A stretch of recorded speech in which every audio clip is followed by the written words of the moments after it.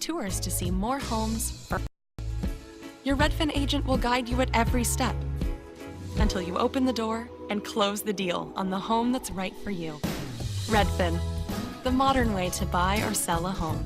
Injured in a car accident, our lawyers earn their 5-star reviews by taking insurance companies to court and getting our clients the compensation that they deserve. Our lawyers know how to win. We're Portner Insure. Look us up, then you'll hire us. Thank you for calling Portner Insure. All right, back now at 12:16, and this is a live look at New York City's Upper West Side, the Northeast, in the middle of another big storm. This area could get 10 to 14 inches of snow. Storm Watch 7 meteorologists are tracking the storm very closely. Steve Rudin has another check of the snow and how bad it's affecting our area in just a couple of minutes.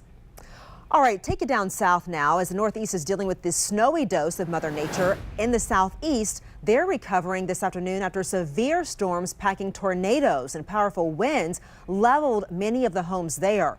Large hail pelted down in parts of that state, shattering car windows and hammering vehicles.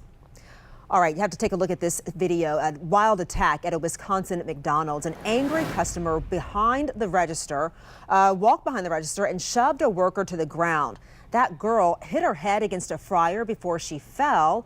And the reason behind this attack, apparently that worker got the customer's biscuit order wrong. The store's manager had already apologized to the customer, gave her the correct order, refunded her money, but that woman still was not satisfied. And police hope that this surveillance video leads to that woman's arrest. Well, now to this developing story from Washington. President Trump facing backlash from members of his own party after congratulating Russian President Vladimir Putin on his re-election. ABC's Cecilia Vega has the new heat the president is taking.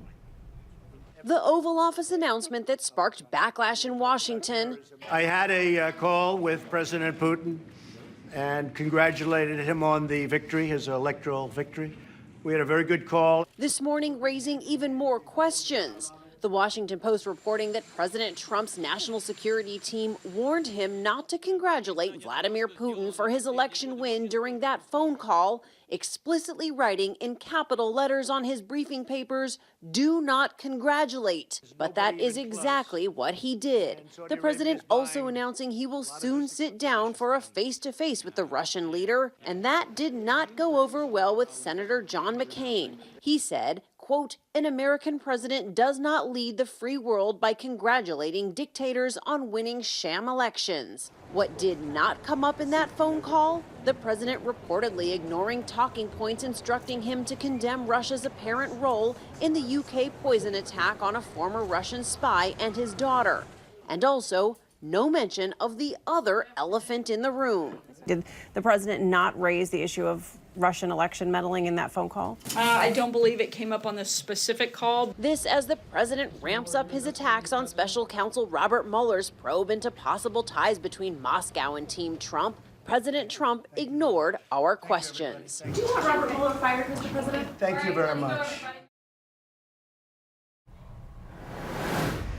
All right, back outside to this nor'easter. We are in the middle of it right now. You're looking at a live picture from Western Maryland. This is I-70 West, and it actually looks like the roads there are clear.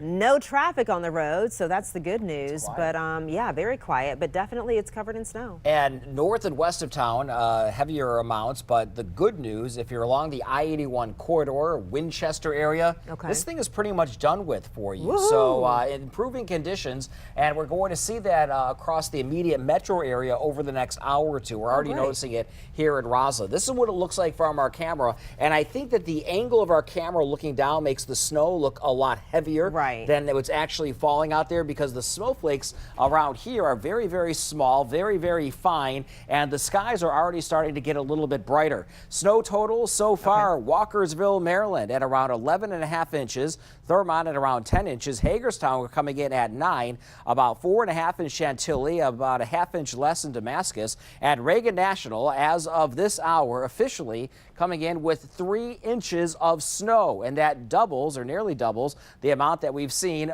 during our largest snowstorm. That was, well, if you want to call it that, back on December 9th. So things are beginning to wind down. Still have that winter storm warning that's in effect, although I do suspect that parts of this will come down before 8 o'clock tonight, especially out to the west of us where the snow is quickly beginning to wrap up. This is what it looks like on satellite radar. This is the I-81 corridor that I was just talking about. Notice to the west of it, not a whole lot going on, but head to the D.C. Metro and especially to the east of the D.C. Metro. This is where the heaviest snow beginning to fall at this time, and we're going to see this trend continue for at least the next hour or two, where you see the shades of deeper, darker blues. This is a heavier band stretching from Bowie over toward Annapolis at this hour. Head over to the west. Notice the lighter shades of blue, and then absolutely nothing at all as we move around the Woodstock area. Here's our viewpoint, our vantage point, as we show you the entire area once again. Travel plans down 95 toward Fredericksburg. It will be slow in terms of the snow falling, but most of the expressways and highways are now cleared out. Futurecast looks like this moving through the